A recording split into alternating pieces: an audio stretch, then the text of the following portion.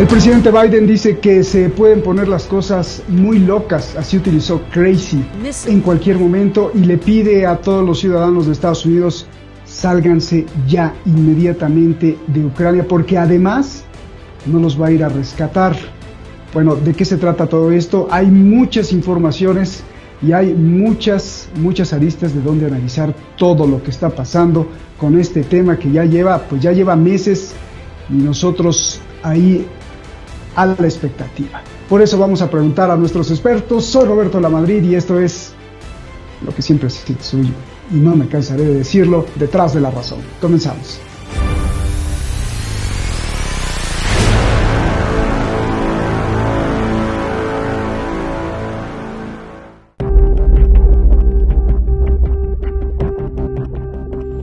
El presidente de Estados Unidos pidió a todos los ciudadanos estadounidenses salirse inmediatamente de Ucrania. Biden informa que no enviará tropas a rescatar a ciudadanos de Estados Unidos en caso de que Rusia invada. Si se disparan rusos y estadounidenses, es una guerra mundial, dijo, por lo que no podrían rescatar ciudadanos. American citizens should leave now. We're dealing with one of the largest armies in the world. This is a very different situation, and things could go crazy quickly. It's a world war. When Americans and Russians start shooting at one another, we're in a very different world than we've ever been in. Otras naciones, como Holanda, Japón y Corea del Sur, prohibieron viajar a Ucrania y le pidieron a sus ciudadanos irse lo antes posible.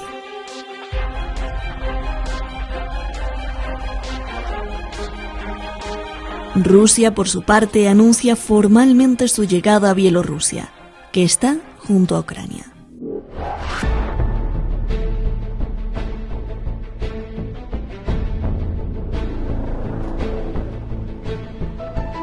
Diez días de maniobras militares, las mayores de su historia, exhibiendo su fuerza militar con toda clase de armas.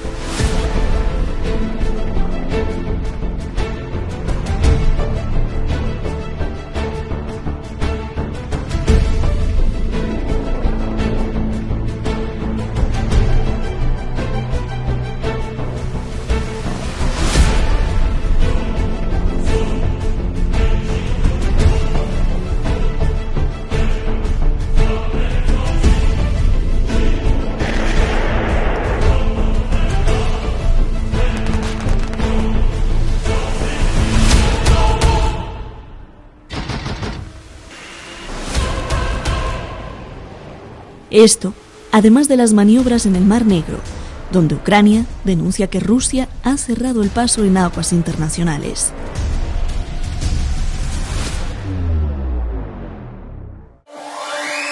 La reunión diplomática entre el Reino Unido y Rusia fracasó. La secretaria británica de Relaciones Exteriores, Liz Truss, se confrontó con el ministro ruso. Lavrov dijo que fue una reunión entre mudos y sordos.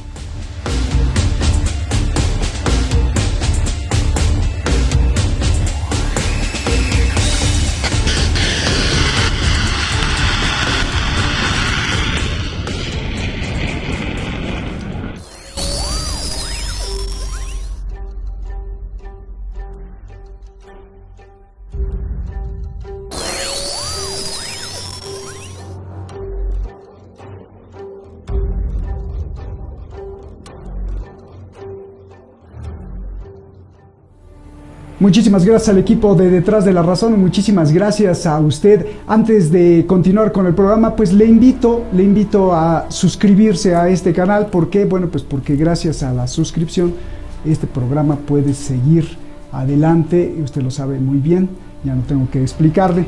Suscríbase, difúndalo, compártalo y reflexiónelo sobre todo con sus hijos, con sus amigos, con su familia. Todo lo que se diga aquí es un material verdaderamente rico para universidades, para estudiantes, para familias, para gente que esté interesada en saber qué pasa con su economía, con su entorno político nacional o internacional, si va a haber guerras, si suben los precios. Reflexione y pues como favor le pido que ahí en la campanita de este lado o de este lado, no sé cuál, ahí le haga ting, activa la campana, se suscribe y esto pues hace que nosotros podamos seguir adelante con más programas. Muchísimas gracias, gracias siempre a usted. Vamos directamente con nuestros analistas, uno en Europa y el otro en el extremo sur de América. Muchísimas gracias a los dos.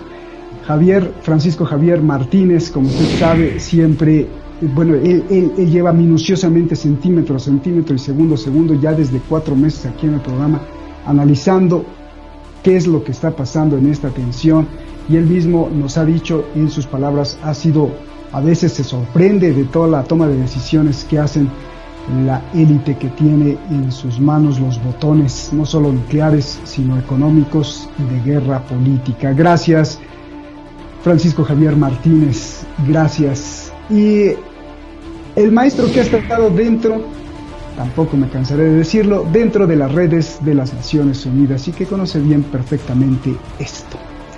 Gracias, Francisco Coloane, siempre es un honor tenerte en el programa para escucharte y sobre todo en base a tu experiencia, a tu análisis y a tu estudio, saber e interpretar exactamente lo que hoy vive una crisis de los europeos. Pues muchos no les importa, pero muchos más sí les importa y están muy preocupados. Gracias a los dos. Javier, comienzo contigo. A ver, ¿qué hay de nuevo y qué cosas nuevas tenemos en esta crisis y en esta confrontación Estados Unidos, la OTAN, Rusia? Por favor, adelante, te escucho. Buenas tardes. La ciudadanía despierta no solo de Europa, sino del mundo. Y hablo de la ciudadanía despierta. Estamos hartos de tanto susto, de tanta muerte, de tanta proliferación y cantos a el homo necans, al hombre asesino, frente al hombre solidario. Lo vemos una media verdad, ha dicho el presidente Sleepy Joe dentro de su frase, una media verdad. Es decir, no se van a ocupar de los ciudadanos americanos, no se ocupan en el interior de los Estados Unidos de los homeless, difícilmente se van a ocupar de los que queden, si es que estalla realmente y se acelera el conflicto interno dentro de Ucrania, de la parte ucraniana y del Donbass. Estos días yo señalaría algo fundamental en este incremento de tensiones. Aparte del todo el correveidilismo, digo correveidile, de los diplomáticos europeos jugando a poli bueno y poli malo, es decir, los poli bueno, Francia, Alemania, los poli malo, por supuesto, Reino Unido y Polonia y Estados Bálticos, aunque los Estados Bálticos son lo que son. Entonces, desde esa perspectiva, yo señalaría 2 cosas. Primero, la reunión de Scholz con el presidente Biden, una vergüenza para la dignidad nacional alemana. La reunión de Macron con Putin, que independientemente de los memes sobre la mesa grande, la mesa chica y toda la simbología seria de esa mesa, la realidad es los desmentidos después a las palabras de un anónimo del Elíseo cuando Putin y el ministro de Asuntos Exteriores dijo claramente que Francia sí es la presidenta de la Unión Europea en estos momentos, la presidencia rotatoria. Francia forma parte de la OTAN y es una potencia nuclear, pero no es la que comanda la OTAN. Y, por supuesto, eso de que han llegado a un pacto o un acuerdo entre Francia y Rusia, pues que ni está, ni se le espera, y que no ha habido nada de eso. Ese desmentido es simplemente porque los pactos internacionales, los tratados, y de eso sabe también muchísimo mi contertulio de hoy, los pactos internacionales, hay una regla de derecho internacional básica que es el pacta sunt servanda. Los pactos han de defenderse, mantenerse y de cumplirse. Por lo tanto, la frase que más me ha gustado en esta semana serían 2. La de Putin, cuando dicho en francés o en inglés, lo voy a decir en español porque estamos en un canal de lengua hispana, es voulez-vous vraiment une guerre entre la Russie et l'OTAN? ¿Quiere usted una guerra entre Rusia y la OTAN? Silencio y no habrá ningún vencedor. También otra frase crucial, los ciudadanos de Irak de Libia, de Afganistán y de Yugoslavia, han visto hasta qué punto la OTAN es una organización para la paz, una organización pacífica. Esto con ironía. Y luego otra frase por parte de Rusia, que es también fundamental en lo que son relaciones internacionales. Rusia considera que desde febrero del año 2014, Ucrania, su fuente de legitimidad del poder se basa en un golpe de Estado. Y por lo tanto, los rusos reiteran que no les gusta ese género de juegos de legitimidad. Y para terminar, por la parte rusa, si el presidente de Ucrania ahora dice que los pactos de Minsk I y de Minsk II, que no solo fueron firmados por el anterior presidente y firmados por Francia, por Alemania, por la OSCE y ratificado el Minsk II por el Consejo de Seguridad de Naciones Unidas, por lo tanto es una ley a cumplir. Si ahora dice el presidente de Ucrania, el actual, que también llegó con un programa electoral diciendo que quería acercamiento y diálogo y acuerdos de Minsk con Rusia, si ahora dice que no le gusta, la respuesta rusa ha sido preciosa. Sea paciente, Mabel. Los pactos habrán de ser respetados. Y algo que ha dicho el ministro francés. ¿A quién se lo dijo, Javier? ¿A quién se lo dijo? Todo esto está dirigido en esa mesa tan larga. Son palabras de Rusia hacia Francia. Y las palabras del ministro de Economía francés, que ha tenido la testosterona que no ha tenido el ministro alemán, sí la tuvo el exministro de la Marina y le hicieron dimitir, el señor Schönbach. Pero el ministro de Economía francés dijo que el lanzamiento del Nord Stream 2, es decir, el funcionamiento ya del Nord Stream 2, es uno de los principales componentes de la desescalada de las tensiones en la frontera ruso-ucraniana, si así se quisiera la distensión. Es decir, acuerdos de Minsk, cumplir, y luego el Nord Stream 2, simple y llanamente, que se desarrolle. Por lo tanto, luego la falsedad de la anglosajonia, que no me canso de decir, ojo, que no se me enfaden mis amigos británicos, escoceses, canadienses y estadounidenses. Cuando hablo de la anglosajonia, hablo de ese complejo bastardo de corporaciones militares, industriales, de think tanks y académicos y por terminar, de agencias de inteligencia que se nutren de relatos y metarrelatos de Mambrú se va a la guerra para hacer negocio, business. Entonces, cuando con esa falsedad de la anglosajonia invitan al presidente Vladimir Putin a que asista dentro de unos días, es decir, es kafkiano, se está hablando de guerra, por una parte, que si Rusia va a invadir, aunque Rusia ya está a la saciedad, no sabe cómo decir que no tiene ningún interés en ocupar Ucrania, ni en invadir Ucrania, se le invita para que celebre los días, si mal no recuerdo, lo tengo aquí, 18 y 20 de febrero, la conferencia de seguridad de Múnich, donde van a ir en presencia 35 jefes de Estado de forma presencial e invitan a Rusia para que esté de forma telemática. El presidente ruso, a través de su portavoz del Kremlin, Dmitry Peskov, ha dicho que no va a asistir ni telemática ni presencial.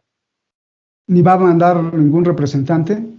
No, desde los años, esta conferencia se estableció, si mal no recuerdo, desde los años 60, 63 o 64. Rusia ha participado realmente a partir de los años 90 en esa conferencia de seguridad de Múnich.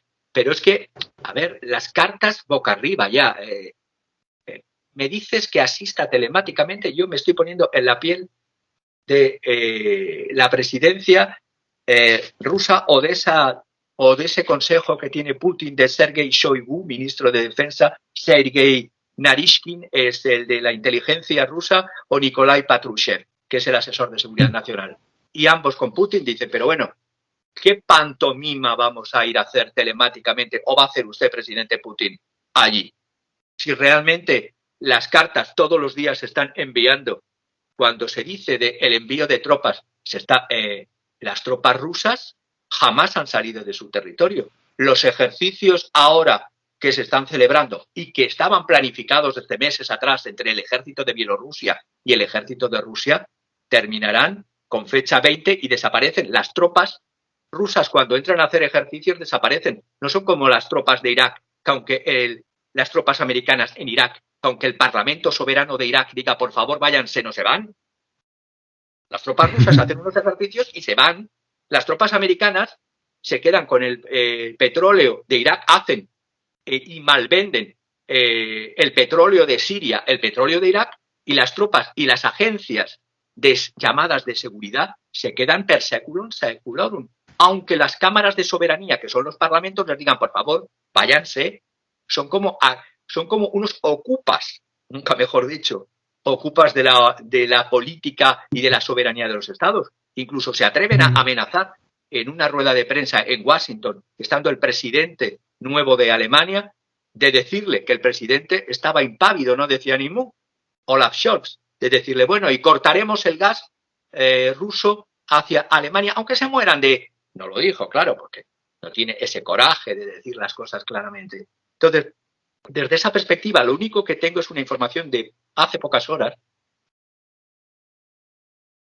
Viene por fuentes, es decir, como dicen los periodistas, las fuentes a veces no se pueden decir, pero sí que tiene que ver con el jefe de la inteligencia rusa, Sergei Narishkin, que lo he dicho antes. Señala muy claro cómo el ejército, la UAF, el ejército de Ucrania y el servicio de seguridad ucraniano van a toda máquina y no se pueden ya ocultar, primero, del incremento de asesores y de instructores de fuerzas de operaciones especiales sobre el terreno frente a la frontera de Rusia, incremento brutal de escuadrones de yihadistas y de multinacionales de seguridad del terror en Ucrania, cientos de toneladas de equipo militar, como pueden ser las bombas antitanque de Reino Unido y los drones Bayraktar de Turquía. Por cierto, la empresa que fabrica estos drones es del yerno de Erdogan, es decir, todo queda entre las élites. Y por último, las declaraciones, ya no se sabe cómo declarar de Rusia a canales como Rusia 24, del ministro de Defensa o del ministro de Asuntos Exteriores, de que no tienen ningún interés en tomar Ucrania. Es decir, estos mismos ejercicios y concentración de tropas rusas, ahora cada vez más porque hay mayor concentración de tropas que vienen de Estados Unidos, de Polonia, de colocación de misiles en Bulgaria, en Rumanía, y todo apuntando hacia Rusia, pues no sé hasta qué punto luego viene la pantomima, y termino, de invitar a Putin telemáticamente a un congreso de seguridad el día 18 a 20 de febrero. Que alguien ponga lógica y aplique la lógica en todos estos hechos y analice con un criterio de racionalidad a qué conduce todo esto. Bien. Francisco Coloane, gracias Javier, te agradezco mucho, ya aventaste todas las cartas ahí para empezar el juego. Francisco Coloane, déjame empezar contigo con una pregunta muy ingenua. ¿Por qué tanto show si nunca se van a pelear? No estoy tan seguro si nunca se van a pelear. Sí, puede que se peleen, pero la amenaza está. Yo voy a agregar a lo que dice con mucha sensatez Francisco Javier, una parte que seguramente tendrá información, yo tengo la mía, que es que el desplazamiento de tropas a la frontera de Ucrania, con esa masividad de rusas, que bordea los 100, a veces dicen que bordea los 200.000, es una medida táctica por la posibilidad de un ataque nuclear a Moscú, o un ataque de lo que se llama ataque al primer blanco, que es el ataque nuclear estratégico, para destruir el blanco estratégico del enemigo. Es decir, en el parlance bélico de 40 años atrás, que no ha cambiado, pues de 30 años, en plena Guerra Fría anterior, el ataque nuclear o el ataque al primer blanco es un ataque nuclear destructivo, de manera que no hay respuesta al enemigo. Por lo tanto, Rusia, y eso lo sabe el Pentágono, lo sabe Biden, lo sabe hasta el más simple funcionario del Departamento de Estado, que Rusia, y en Bruselas también, tiene todo el derecho de desplazar, ¿no es cierto?, como alternativa, digamos, movilidad estratégica militar, tropas, ¿no es cierto?, también con armamentos, no nucleares seguramente, para poder tener una alternativa de respuesta. ¿Respuesta a dónde? Respuesta en la propia Europa, y poder tener un centro estratégico de comando. Eso es en jugada de ajedrez básico respecto a la confrontación nuclear, que obviamente es la que no se descarta en el Pentágono. El Pentágono dijo que todas las opciones están abiertas. Basta ver los papeles estratégicos del Pentágono, del Strategic Studies Institute, el SSI, el War College, dicen claramente que ellos tienen todas las posibilidades, ¿no es cierto?, de atacar a Moscú, o los centros estratégicos de Rusia. Ese es un punto que yo quiero agregar al debate, que no se habla en los medios. Yo lo he dicho en otros canales que me han invitado a participar como panelista, y lo repito aquí en Detrás de la Razón, con mucha racionalidad, con mucha tranquilidad y mucha responsabilidad, de que el movimiento de tropas rusas en Ucrania es una necesidad preventiva en el caso de que Rusia sea atacada. Y esa posibilidad está abierta. Ahora, esta movilización que habla Francisco Javier, yo supongo que es para pedirle una disculpa a Putin. Es la única razón. Disculparse ante Putin de todo esto que está sucediendo. Porque obviamente, como tú bien dices, Roberto, obviamente Estados Unidos no creo que vaya a cometer la locura de atacar cualquier centro nuclear ruso a medias, con un Tomahawk, por ejemplo, que tiene capacidad de destrucción, digamos, de llevar cohetería nuclear con destrucción limitada.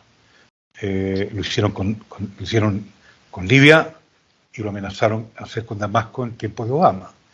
Usar los Tomahawks para poder, ¿no es cierto?, atacar ciertos, digamos, enviar mensajes nucleares al enemigo. No creo que Estados Unidos esté enviando mensajes nucleares. Yo creo que Estados Unidos en estos momentos está por derribar el gobierno de Putin. Yo creo que ese es el objetivo. Digamos, a Biden no le interesa de aquí al año 2024 en la situación como está en Rusia. Es decir, yo creo que tienen la meta de derribar a Putin. Yo no veo otro objetivo de toda esta irracionalidad, como le llama Francisco Javier, de armar un asunto bélico de esta naturaleza, en circunstancias de que digamos las cosas como son. Es decir, aquí el Partido Demócrata y los que apoyan a Biden, y particularmente los neoconservadores, obviamente no le perdonan, si en el caso que sea verdad, que Rusia haya intervenido en la elección de 2016 para permitir que Trump llegara al poder. Digamos, ahí hay una causa que está candente en la actitud de la política exterior de Biden, que también hay una inserción, un componente muy importante de neoconservadurismo del grupo de Cheney. Él no en persona, pero sí toda la idea, el compacto ideológico que significa el neoconservadurismo, de que Estados Unidos no puede tener un poder que se le ponga al frente. Esa es la doctrina del neoconservadurismo de Estados Unidos. En estos momentos, claro, Rusia y China se le están poniendo al frente. Esa es la verdad. Entonces es una situación crítica dentro de la política exterior de Estados Unidos y también dentro de la política doméstica. ¿Qué hacer con esta realidad de que aquí hay dos poderes, Rusia y China, que se le han puesto al frente a la hegemonía global de Estados Unidos? A mí me da la impresión de que Europa no comparte, Europa en forma compacta, la comunidad europea, yo creo que no comparte la ideología neoconservadora que en estos momentos ha atrapado a la administración de Biden. Italia no la comparte, España no la comparte, Alemania no la comparte, Francia no la comparte. Países nórdicos dudo, son tan antirrusos y antieslavos que es probable que por el lado de los países nórdicos, los nombro, Suecia, Noruega, Dinamarca, haya una antirrusia mucho más, un sector antirrusia mucho más fuerte. En Holanda tal vez también, pero en Hungría creo que no lo hay, a pesar de que es un gobierno de extrema derecha. En Polonia podría, sí lo puede haber en Rumania, sí lo puede haber en Bulgaria por razones históricas, pero en la Comunidad Europea en su conjunto, los que comandan la política de la Comunidad Europea, no estoy hablando de la OTAN, estoy hablando de la Comunidad Europea de Naciones, no hay ese neoconservadurismo tan marcado. Lo hay en un sector importante del conservadurismo británico. Es decir, en este momento yo me sumo al tema de Francisco Javier de que aquí hay una anglosajonía, una pues también toca el saxofón, ¿no? ¿Por qué no? Oye, también toca. Déjame abrirte una variable. Un poco para cerrar. Sí, acaba. Ese elemento anglosajón es el que está fastidiando más, pero desde Gran Bretaña, desde el Reino Unido, ellos no perdonan que Rusia haya construido estados a expensas, estoy hablando de antes de la Unión Soviética, a expensas de las debilidades del Reino Unido y de Gran Bretaña y de la corona británica. Es decir, dentro de la cultura internacional, a veces militar, no siempre, no todos los militares en Gran Bretaña, no toda la política en Gran Bretaña, pero existe esa ¿cómo yo la llamaría yo? Esa rivalidad ancestral que se traduce en un casi odio ancestral a lo ruso, porque Rusia ha sido el constructor de los estados que el Reino Unido no pudo construir en Europa, aparte de los estados como España, Francia y Alemania. Es decir, Rusia, digamos, los reyes rusos construyeron estados en Europa y la Unión Soviética contribuyó a la construcción de estados también, algo que no pudo hacer el Reino Unido en Europa. El Reino Unido fue una gran potencia colonial que construyó estados en África y en Asia. Le damos el crédito, estados coloniales. Sin embargo, dentro de la inteligencia británica, dentro de la política de la Inglaterra profunda, existe una cosa antieslava, antirrusa, e incluso de connotación cultural, de poner la separación de Oriente y Occidente. Esto es Oriente y esto es Occidente. Eso hoy día no existe en España, eso no existe en Francia, y cada día existe menos en Alemania. Pero en Gran Bretaña, a pesar de que ellos acogen muy bien al Oriente, por decirlo de alguna manera, a pakistaníes, a indios, a nepaleses, a malasios, a burmeses, pero dentro de la cultura política, dentro de la cultura colonial, que está casi intacta en el Reino Unido, lamentablemente, existe esa separación de Oriente con Occidente, y aquí estamos frente a una situación de culturalismo, ¿no es cierto?, de neocolonialismo cultural, haciendo esa separación de que Occidente es la cultura superior y Oriente es la cultura inferior. Yo creo que hemos llegado a ese punto, y esta rusofobia responde a esas coordenadas. Es muy, muy, muy peligroso. Y cierro.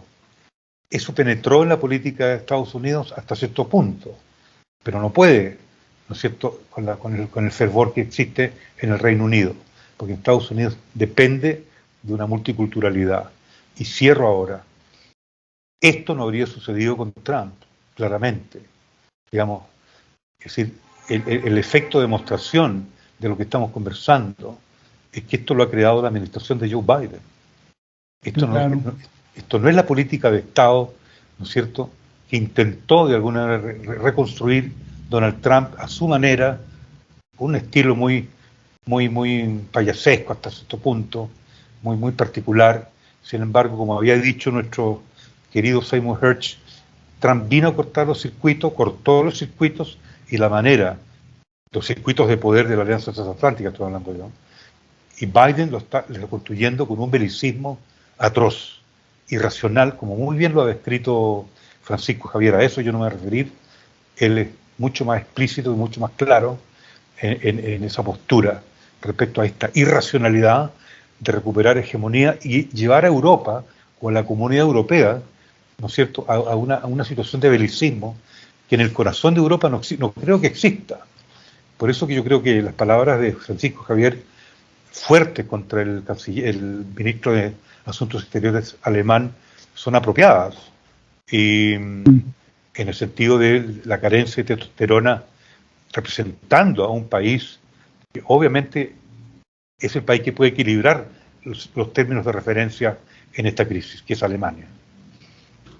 Gracias, Francisco. Te pregunto, pero voy con Javier y ahí te la vas pensando. Déjame abrir estas dos preguntas con hechos, sin especular, y tú me dirás si hay posibilidad de amarrar la ecuación. Uno es que Biden tuvo interés, incluso conflicto de interés en Ucrania, con su hijo.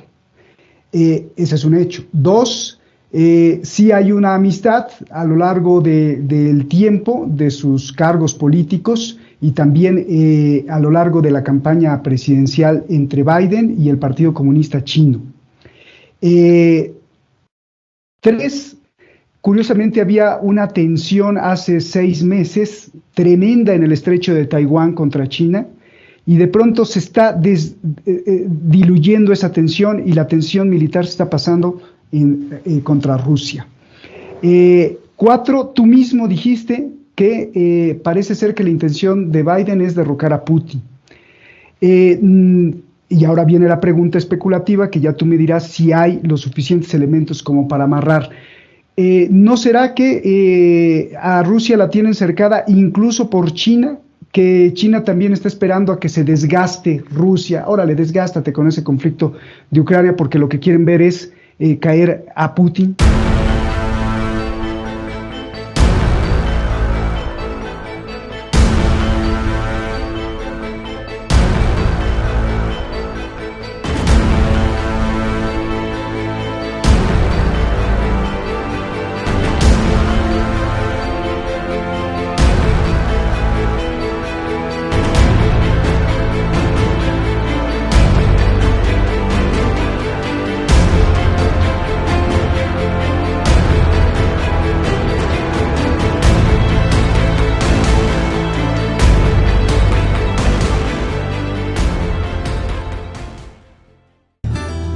Pedirle, como todos los canales lo hacen y que gracias a eso podemos existir y llevar la información, que haga algo muy sencillo.